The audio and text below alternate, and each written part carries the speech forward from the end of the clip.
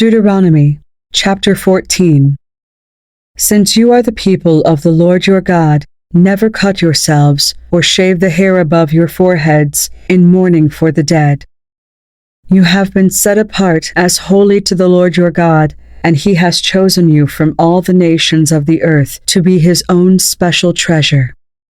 You must not eat any detestable animals that are ceremonially unclean. These are the animals you may eat: the ox, the sheep, the goat, the deer, the gazelle, the roe deer, the wild goat, the addax, the antelope, and the mountain sheep.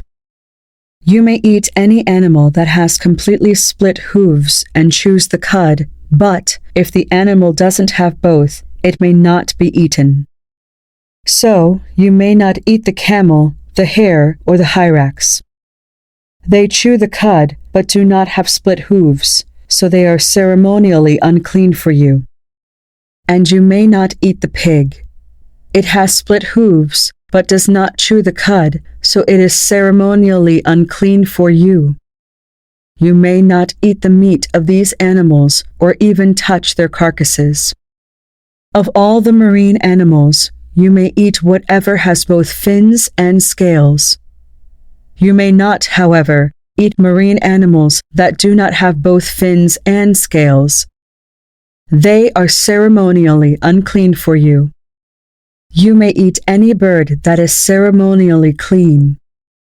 These are the birds you may not eat: the griffin vulture, the bearded vulture, the black vulture, the kite, the falcon, buzzards of all kinds, ravens of all kinds, the eagle owl, the short-eared owl, the seagull, hawks of all kinds, the little owl, the great owl, the barn owl, the desert owl, the Egyptian vulture, the cormorant, the stork, herons of all kinds, the hoopoe, and the bat.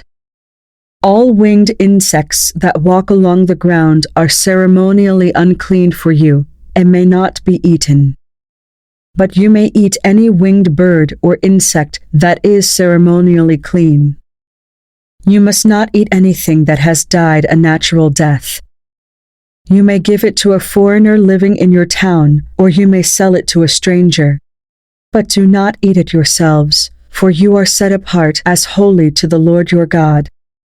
You must not cook a young goat in its mother's milk. You must set aside a tithe of your crops, 1/10 of all the crops you harvest each year. Bring this tithe to the designated place of worship, the place the Lord your God chooses for his name to be honored, and eat it there in his presence. This applies to your tithes of grain, new wine, olive oil, and the firstborn males of your flocks and herds. Doing this will teach you always to fear the Lord your God. Now when the Lord your God blesses you with a good harvest, the place of worship he chooses for his name to be honored might be too far for you to bring the tithe. If so, you may sell the tithe portion of your crops and herds, put the money in a pouch, and go to the place the Lord your God has chosen.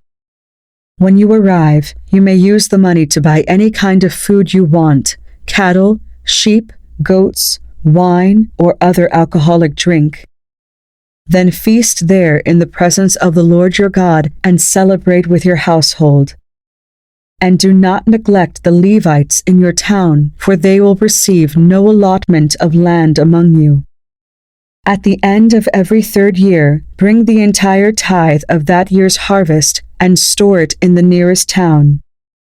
Give it to the Levites, who will receive no allotment of land among you, as well as to the foreigners living among you, the orphans and the widows in your towns, so they can eat and be satisfied.